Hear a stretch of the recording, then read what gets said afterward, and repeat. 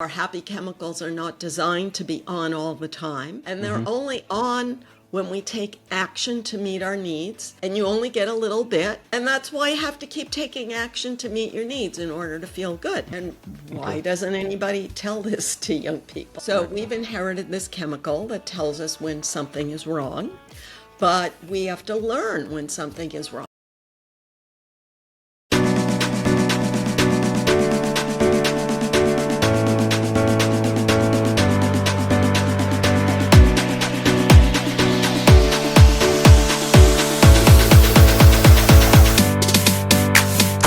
All right, welcome everybody to the latest episode of Heighten Your with Sean Green. Dr. Loretta Bruening here. She is the founder of the Informational Institute, author of Habits of a Happy Brain. She's here to help us understand how to naturally spark your dopamine, serotonin, oxytocin, and endorphins so you can train your brain to work with you and not against you. So again, welcome to the show, Dr. Loretta, and it's a pleasure, to finally meet you. I'm been following your work, and I really enjoyed, watching other episodes. And like I was telling earlier, like I just love the fact that you're brave and bold, and you are just, going about your life's work your way. Like you said, you told me you're the only one speaking about the subject from this light, and I just thank you and admire that you are, standing out and and just being you. And I really respect that. And again, I'm just happy you want to come on to Heighten Your family and just bless us with your knowledge and your wisdom and your understanding. So again, thank you. Well, thank you so much for that. I should explain to people the way my information is different from other things you hear about well-being in the brain is that I've focused on research on animals because the animal part of our brain controls the chemicals that make us feel good and bad. And in the modern world, so much of this is over medicalized and everything's a disorder. But when you understand how the happy chemicals work in animals, then it's easy to just accept the ups and downs of daily life rather than see it as a disorder. Okay. And so what led you to, having this understanding or even, going about, studying, researching to connect that the mammals to humans and how we're very similar? So I grew up around a lot of unhappiness, and I was always trying to figure out what is everybody so upset about. And when I was exposed to academic psychology as a teenager, I thought, oh, wow, this is great. This is going to be the perfect answer to make everybody happy. But as the years went by, it didn't make everybody happy. I had thousands of students, and my children were teenagers, and I saw a lot of unmotivated young people. And so I lost my confidence in academic psychology, and I started looking further for answers. And one thing I had always read a little bit about was monkey studies. So I started reading about what motivates monkeys. And I discovered the chemical dopamine is the same in monkeys as it is in humans. And people often talk about dopamine today. But when you know how it works in monkeys, you could see like this is explaining the ups and downs of life, and the same with the other happy chemicals. So when you know how they work in animals, you know that our happy chemicals are not designed to be on all the time, and they're only on when we take action to meet our needs, and you only get a little bit, and that's why you have to keep taking action to meet your needs in order to feel good. And why doesn't anybody tell this to young people? Okay. So it's interesting. So you said to receive the dopamine, you have to take action. And so, and I know in today's times, it's so much anxiety, depression, and just a lot of unhappiness overall. And so, when I think when you said that, like, okay, a lot of people these days are not active. They're not really, moving and grooving. They're not really getting out in the sun, or a lot more things are inside. So, do you feel I think that's a direct correlation between, that happening because of the less activity? Well, I question a lot of the popular wisdom we have in the press because it's all based on the idea that our lives are terrible today. But in fact, our lives are so much easier than our ancestors. So, for example, just think about like 100, 200 years ago. If a person wanted to eat bread, they had to grow the wheat and grind the wheat. And they had to gather firewood, heat up the oven. You had to knead the dough. Like everything was hard. And today we get things easier. So when things were hard, you got dopamine from each step you took toward meeting the need. In the past, like if you wanted to take a bath, you had to carry the water from the river, build a fire to heat up the water.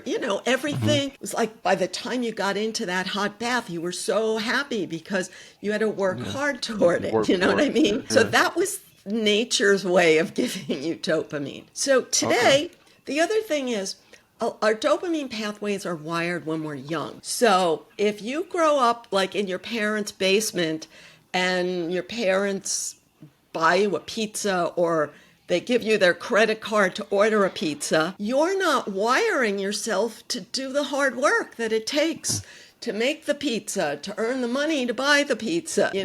Things come to you. And then you get wired to expect things to just come to you. So then how do you get your dopamine? You look for big thrills. And needless to say, that often has bad consequences. Yeah, that is true. I love that breakdown. I never heard anybody break it down like that, but it makes so much sense, so much sense. So what are some common daily habits that unknowingly trigger, our stress chemicals like cortisol? Sure. So cortisol, people have probably heard of called the stress chemical. And in the animal world, it has a very valuable function. When an animal smells a predator, cortisol tells you better run right now or you're going to get eaten. So we've inherited this chemical that tells us when something is wrong, but we have to learn when something is wrong. So for example, if your child walks in the street, we're not born knowing that you could get run over by a car, so we have to learn. So cortisol is that warning sign, but that warning feeling is very strong. And when you're basically safe, then you have this alarm system in your brain that turns on for stupid little things like who said what to who. And the big thing I call it is disappointment. So disappointment is like, if I expect that I'm going to climb a mountain and then I fail to climb the mountain, then I'm disappointed and that triggers my cortisol. But really, I'm safe. There's no predator trying to eat me. But disappointment feels that way. And the way I explain it is, imagine if you're a lion and you have to catch an animal in order to eat. And if you ever watch nature videos, you see that sometimes a lion goes for a whole week without catching anything. So if it's running after a gazelle and the gazelle gets away, it's very disappointed. So cortisol turns on, and cortisol makes the lion stop chasing that gazelle because it's already too far away. But the lion is very frustrated because it's so close and it really wanted that gazelle. So this is why disappointment feels so bad. So if I think I'm going to hit a home run and then I don't hit a home run, then my brain will give me this really bad feeling, even though I'm really basically safe. I also heard people relate cortisol to like is this kind of a trigger of people gaining weight? How was that the same? I mean, what's the difference in that part of cortisol? Sure. So a big part of it is just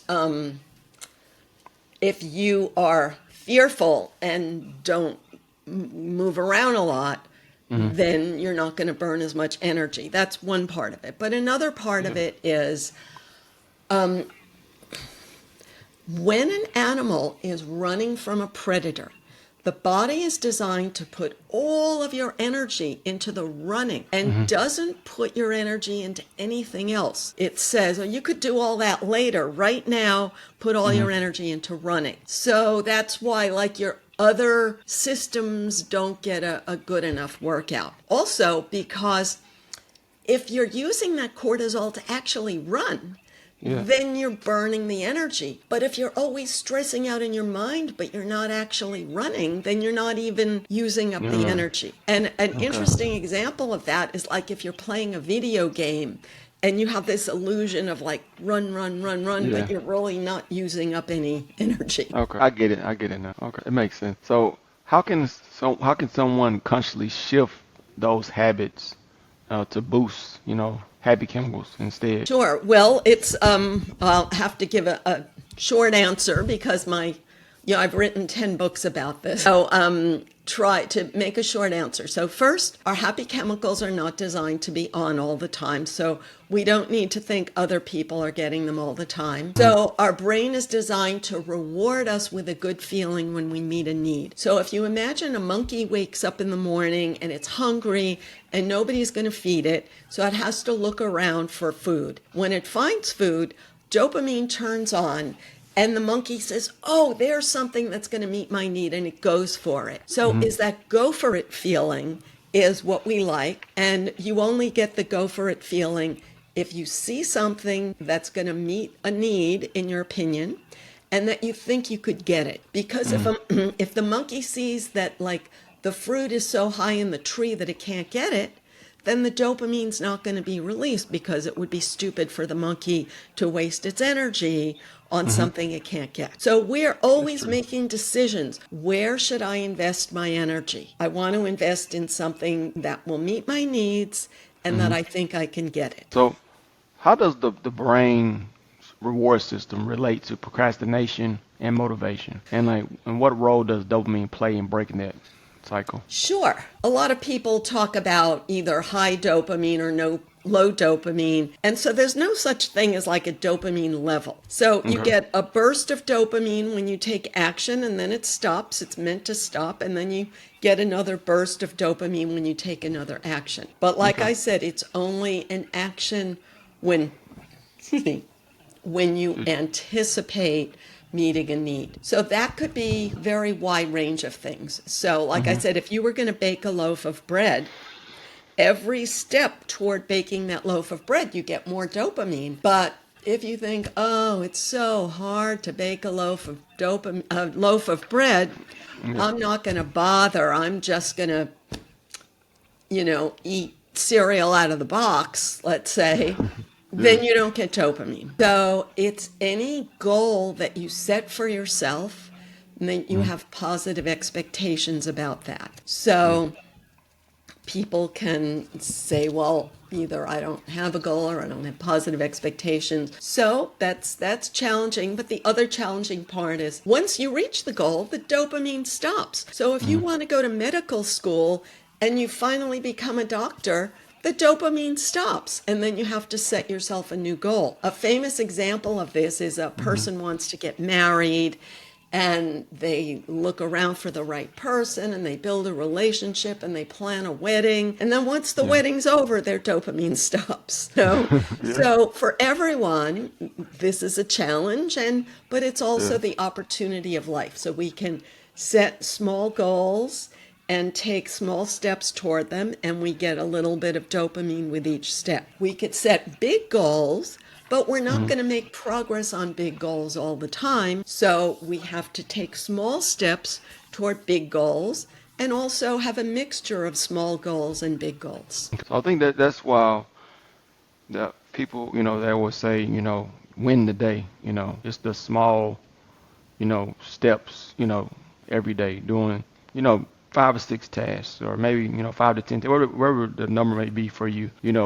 Winning the day and winning those different steps and achieving those small goals, and you getting that sense of pride, that sense of that, I guess, the dopamine hits, and it's making you feel good, and you actually are getting things done.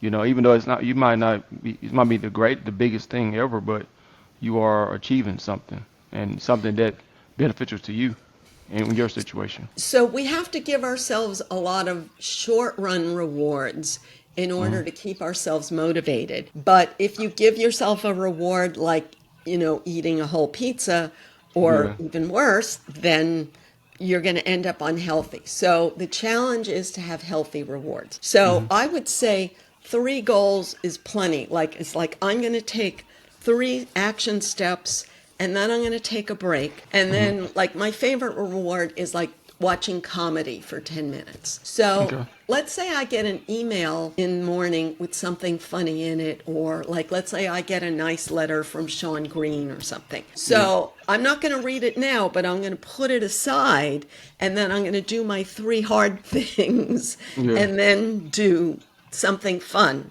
and then have like, another hard thing and then something fun. So don't have your second cup of coffee until you've done 3 hard things, or, have a Yeah. cup of tea and a small cookie, or, what if you're going to take a walk, or, I like to do my exercise in the middle of the day because then it's a break. So whatever you do, we all need a lot of breaks. And some people take the break before they get the stuff done. And other people don't take any break at all, and then they feel like they're going to collapse, so they drink a whole Yeah. bottle of something when they get home. So it's a Yeah. matter of balance, It's a and balance. and it's interesting to see how animals do that. They look for food, and then they rest, and then they go looking for water, and then they rest. I mean, to make a simple example. Yeah. I get it. So can you walk us through like a simple science back practice someone can use today to naturally boost serotonin without relying on like external validation or achievement? Sure, good question. So I only talked about dopamine so far. So Mm-hmm. dopamine is from the beginning revolved around meeting physical needs. But in the Mm-hmm. modern world where our physical needs are more easily met, we're more focused on social needs. Mm-hmm. Now, for 100 years, biologists have noticed that animals are very competitive, and Very. especially mammals. Mammals have a social hierarchy, and they're always fighting to be like the boss of the group. And the more power a mammal has in their group, the more food and mating opportunity they get. So we Mm-hmm. have all inherited a brain that's competitive and has these life or death feelings about that. And when you see high school students having these strong feelings about who likes who, that's just like monkeys competing for mating opportunity. Mm-hmm. We go there without knowing why, and then we wire ourselves, and that we bring that to our future. So I want to feel like I'm the strong monkey that's going to get the banana. But Yeah. in the monkey world, if I try to take that banana, but you're bigger than me, you're going to bite me. And that, if the monkey gets bitten, it can lose its arm, and without its arm is going to die. So Wow. monkey does not want to take a banana near a bigger individual. So a monkey is constantly comparing itself to other monkeys. And when it feels like I got it going on, his Yeah. brain releases a little bit of serotonin. When a monkey thinks it's weaker than the other monkey, a little bit of cortisol is released, and the monkey Mm-hmm. pulls back and says, I'm going to let you have this banana because I want to save my life. I'll find some other banana. So we're all going through every minute of every day, like comparing ourselves to others in whatever way we compare, is like grandmothers comparing whose grandchild is cuter and whose Yeah. grandchild writes them more letters and whatever. Endless. So we would like to get the serotonin by being the stronger monkey who gets the bananas and gets the mating opportunity. But nobody gets that all the time, because if you always try to be the big monkey, then other monkeys are going to challenge you and they're going to kill you. Mm-hmm. That's how what happens. A monkey, it's a big monkey for a short time and then it dies young. Yeah. Yeah. So we in the modern human world look for realistic, safe, small ways to get that feeling of strength without unsafe, stupid forms of social rivalry. So Gotcha. one example would be like people who play solitaire, or even like people who play cards without betting money.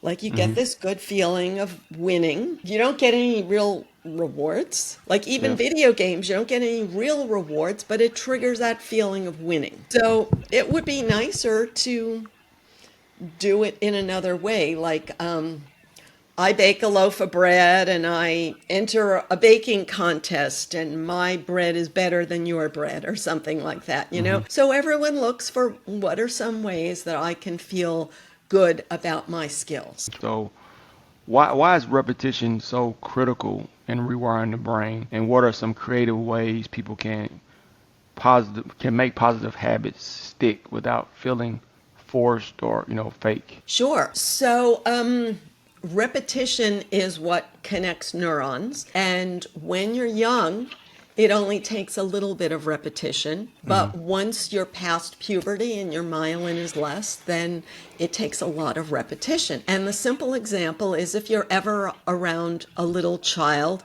you see how they learn new words quickly. But if you try to learn a foreign language when you're an adult, it's hard. And we all know that it's possible to learn a foreign language when you're an adult, but most people don't because it takes so much repetition. So the way to get yourself to do the repetition is by giving yourself a reward. And a simple example of this is to watch videos of people doing animal training. So simple example, like if you ask an animal to do a spin, they don't know what a spin is. So no matter how big the reward is, they're not going to do it. But if you give an animal a tiny treat when it turns its head, then it will just keep turning its head until it does a spin. And then once it knows what it is, it'll do the whole spin for just one little treat. And then it'll do 2 spins and 3 spins because it expects the treat. So this is how we can wire our nonverbal brain. And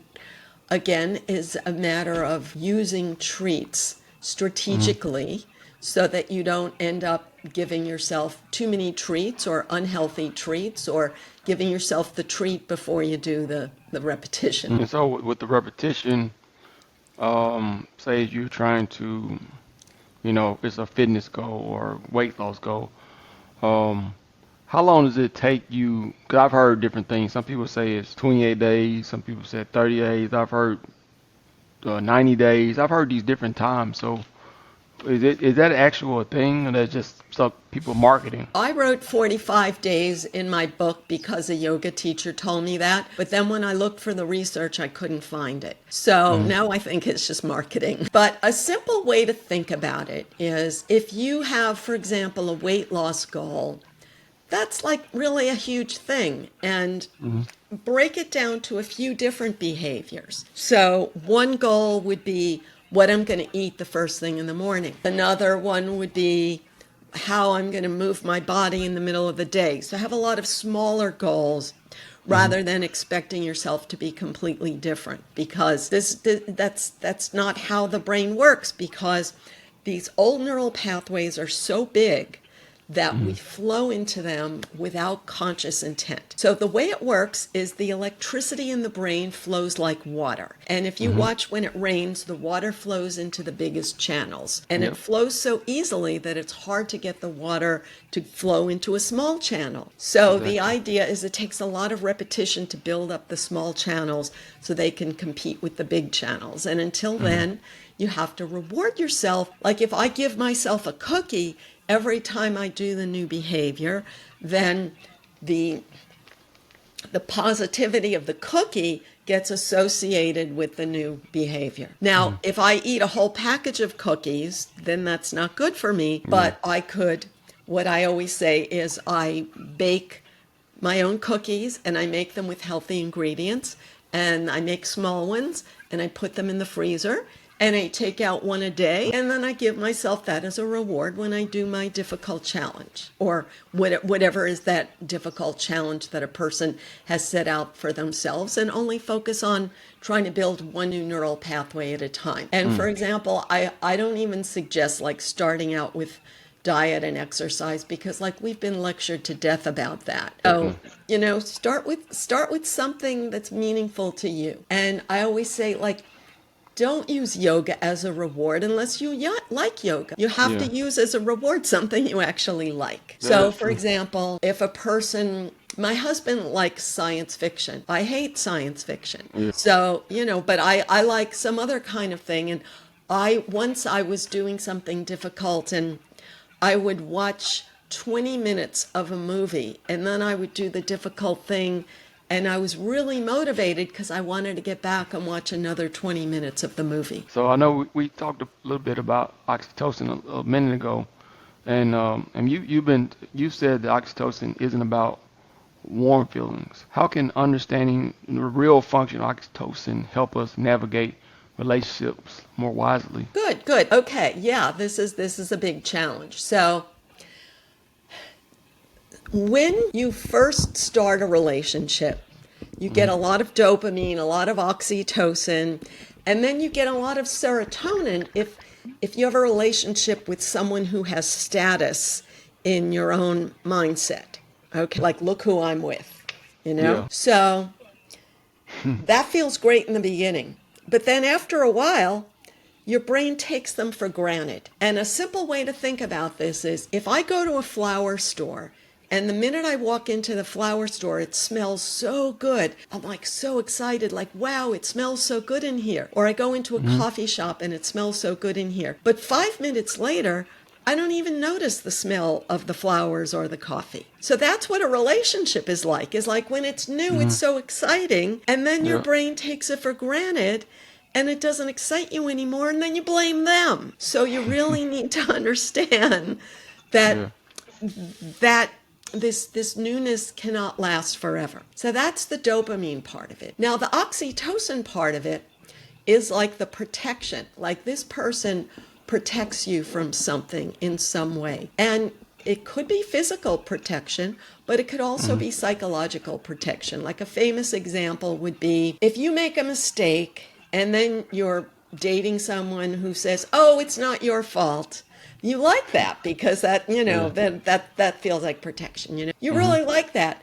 But then you get used to that. Then you want them to tell you that every minute. And then the one time they don't tell you that, then you're upset with them. So we really have to be honest about how our brain works and what we want, and then accept that we can't be high on these chemicals all the time, and we can't blame our ups and downs on anybody else. Yeah, because ultimately we are, even though outside factors contribute to how we feel, but we're still always ultimately the one that's supposed to control how we allow those things to make us feel or how we react to them.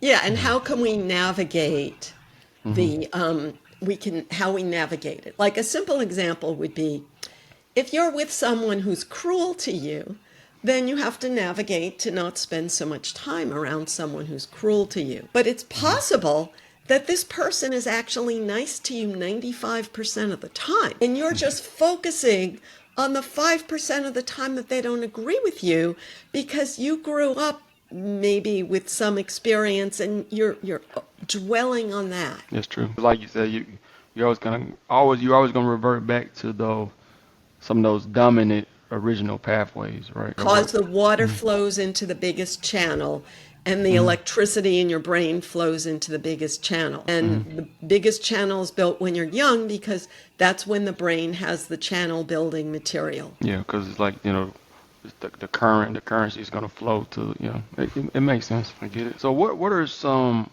what is a common misconception people have about being happy or positive thinking, which is, a big topic these days? How does understanding your inner mammal help correct it? Well, I guess I've already mentioned a few times, like our happy chemicals are not designed to be on all the time. So don't think other people are getting them all the time. Don't think you have a disorder, if your happy chemicals droop, especially like I said, if you have some big goal. And like famous example is like a person wants to run a marathon. They train for 6 months to run a marathon. Then after the marathon, they feel good for a day. And then they start feeling bad because they don't have a goal anymore. So then they think, oh, maybe I have a depression. Maybe I have to take a pill. Maybe my friends don't respect my marathon running achievement. But the bottom line is that you just need another goal. Okay, man. Like I said, I really, man, it's been a really great conversation. It's got my brain, my busy brain, going in different directions, really thinking about a lot of stuff, which I know it should do the same for the audience when they when they get a chance to, check out the episode. And like I said, I appreciate it. I know we could, you're an expert and you have a plethora of knowledge. I know you could, we could have several podcasts on different aspects of your knowledge. So, like I said, I really appreciate you, coming to the show and, blessing us with this great conversation. Thank you. Really been good. So, where can people, I know you have the books and you don't have your own I know you own podcasts, but do you have your own podcast? So I have a website, and yeah, I have podcasts. But if you go to my website, it's innermammalinstitute.org. innermammalinstitute.org. And I have free videos and podcasts and infographics and information about my books. And I also have a mailing list where you get a free 5-day Happy Chemical Jumpstart, which is one email a day for 5 days, on one email on each of 5 chemicals. And it explains everything that I've said here, like in a nice short way. Yeah, I mean, like I said, this really been a great conversation. I know people, like, you've been on a lot of podcasts. There's a lot of your information out there. You have the books, and I know you can find your books right on Amazon. Is that correct? Yes, all of the links are on my website. So if you just go to my website and it says books at the top, and it gives you free excerpts from each book, and then also links to Amazon. And they're all available in audio or paper or Kindle. Okay, awesome. Yeah. So yeah, I know.